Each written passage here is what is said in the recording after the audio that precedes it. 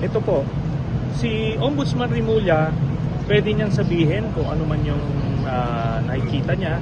Ako po, hindi ko pwedeng sabihin kung ano yung mga detalye ng mga meeting, kung sino nakausap, kung saan, kailan, dahil ito ay maglalagay sa peligro ng mga involved na tao.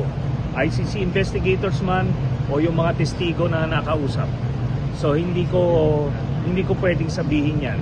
At hindi ko ikinaila na since 2017 nakikipag-ugnayan ako sa ICC, pagkalap ng ebidensya, testigo, at lahat ng kailangan gawin para palakasin yung kaso laban kay Duterte. Yun po yan.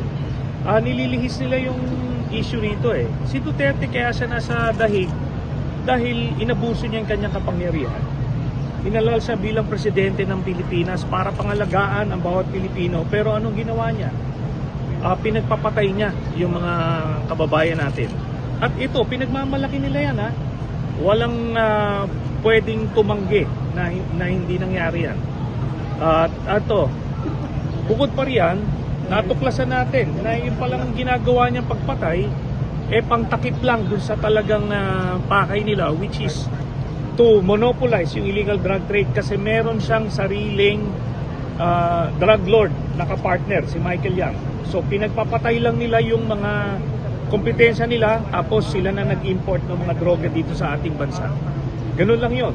So yung mga Pilipinong pinatay, ginamit lang panakot sa mga iba't ibang institusyon na ating demokrasya para hindi sila mapagsuspecha. Yun.